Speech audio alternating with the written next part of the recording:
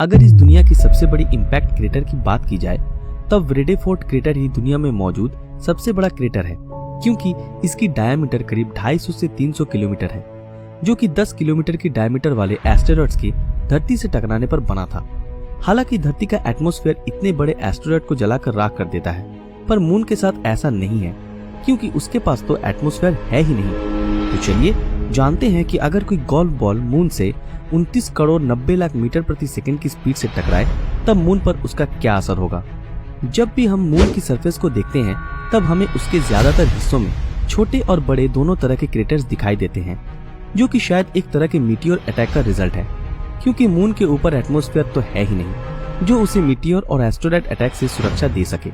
और शायद यही वजह है कि जब भी कोई कॉस्मिक बॉडी मून की तरफ बढ़ती है तब मून के करीब पहुंच जाने के बावजूद भी वो ना तो जलती है और ना ही राख बनती है, बल्कि बहुत ही इजीली मून से टकरा जाती है। अगर रिकॉर्ड निकाला जाए तो किसी भी मीटियोर और एस्टेरॉइड ने अब तक 70 किलोमीटर प्रति सेकंड की स्पीड से ज्यादा की स्पीड हासिल नहीं की है, जो कि हमारे फाइटर जेट से 70 गुना ज्यादा है। पर स्पेस के हिसाब से ये एक नॉर्मल स्पीड है। अब जब बात किसी बड़े एस्टेरॉइड के बारे में ना होकर गोल्फ बॉल के बारे में हो रही है, तब आपको जानकर हैरानी होगी कि गोल्फ बॉल का हमारे सोलर सिस्टम में रहते हुए 70 किलोमीटर प्रति सेकंड की स्पीड हासिल करना नामुमकिन है। पर अगर ये गोल्फ बॉल सोलर सिस्टम से बाहर फ्री स्पेस में चली जाए तब ये इतनी स्पीड आसानी से हासिल कर सकती है। अब आप सोच रहे होंगे कि ये बॉल आखिर इतनी स्पीड कैसे हासिल करेगी। बिल्कुल कर सकती है, पर तब जब ये आउटर स्पेस से मून की तरफ आए, बिल्कुल किसी कॉमेट की तरह, क्योंकि आउटर स्पेस से आने वाली चीजें इतनी स्पीड तक आसानी से एक्सेलरेट कर लेती हैं। हालांकि इस स्पीड को हासिल कर लेने के बाद भी अगर ये गोल्फ बॉल मून से टकराएगी तब भी मून पर कुछ भी असर नहीं होगा और उसकी सरफेस पर सिर्फ 1 मीटर गहरा गड्ढा ही बनेगा, जिसके बाद कुछ टन्स की रॉक्स हवा में उछलेंगी। इतना ही नहीं, इस टक्कर से महज 112 मेगाजूल्स की इम्पैक्ट एनर्जी जनरेट होगी और मून पर एक और क्रेटर बन जाएगा। लेकिन अगर हम गोल्फ बॉल की इस स्पीड को 300 गुना और बढ़ा दें, यानी कि लाइट की स्पीड के 7% के बराबर, तब इस स्पीड के साथ ये बॉल मून के ऊपर अच्छा खासा इम्पैक्ट करेगी। और ये इम्पैक्ट उतना ही होगा जितना कि जापान के नागासाकी में हुए धमाके के दौरान हुआ था, जिसका मतलब ये है कि मून के ऊपर भी 1 किलोमीटर डायमीटर और 100 मीटर गहराई वाला एक क्रेटर बन जाएगा। खैर, इससे भी मून पर कोई खासा प्रभाव नहीं पड़ेगा, क्योंकि मून के डार्क साइड में एक ऐसा प्राचीन क्रेटर बना हुआ है जो कि 2500 किलोमीटर की डायमीटर का है और सोलर सिस्टम का सबसे बड़ा इम्पैक्ट क्रेटर है। दोस्तों, इतने बड़े क्रेटर के बारे में जानकर आप एक बात तो बिल्कुल समझ गए होंगे कि 21,000 किलोमीटर प्रति सेकंड की स्पीड से आने वाली हमारी एक गोल्फ बॉल मून को तबाह नहीं कर सकती है। तो हमें अपना समय बेकार ना करते हुए इस स्पीड को सबसे ज्यादा बढ़ाना चाहिए, यानी कि स्पीड ऑफ लाइट के बराबर। पर हमारे सामने एक मुसीबत ये है कि सिर्फ जीरो मास पार्टिकल्स ही लाइट की स्पीड प्राप्त कर सकते हैं और हमारी गोल्फ बॉल उन पार्टिकल्स में से एक तो बिल्कुल भी नहीं है। लेकिन अगर फिर भी हम मान लेते हैं कि golf ball speed of light को हासिल कर लेती है, तब उसका मास भी बहुत ही ज्यादा बढ़ जाएगा, साथ ही साथ उसकी एनर्जी भी बढ़ जाएगी। मतलब कि लाइट की स्पीड का 99.99% पा लेने के बाद इस गोल्फ बॉल की काइनेटिक एनर्जी 60 मेगाटन तक पहुंच जाएगी, जो कि 1961 में सोवियत यूनियन द्वारा किए गए इतिहास के सबसे बड़े और विनाशक न्यूक्लियर एक्सप्लोजन से भी ज्यादा होगी। खैर, जो भी हो, इसका भी मून पर कोई ज्यादा प्रभाव नहीं होगा और मून की सरफेस पर एक और बड़ा सा क्रेटर बन जाएगा।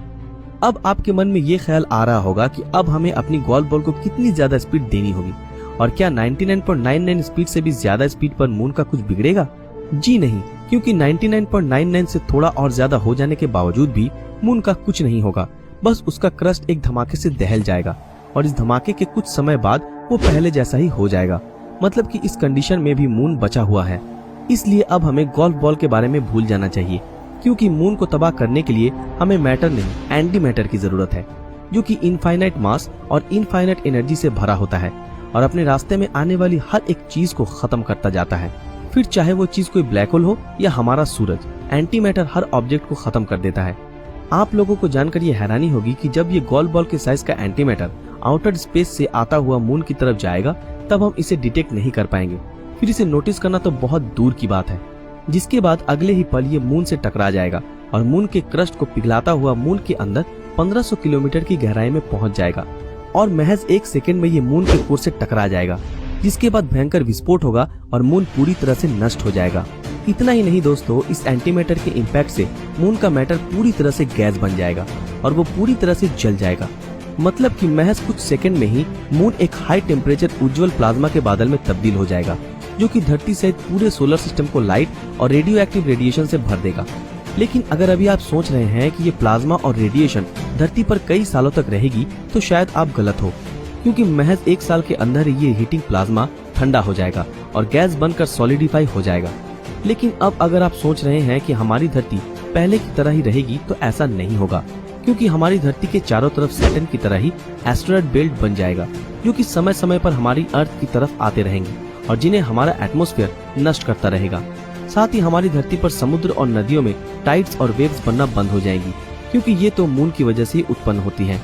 इसके अलावा हमारी रात और भी ज्यादा काली हो जाएगी और लवर्स की लाइफ से मून हमेशा हमेशा के लिए हट जाएगा। दोस्तों, आज के लिए बस इतना ही।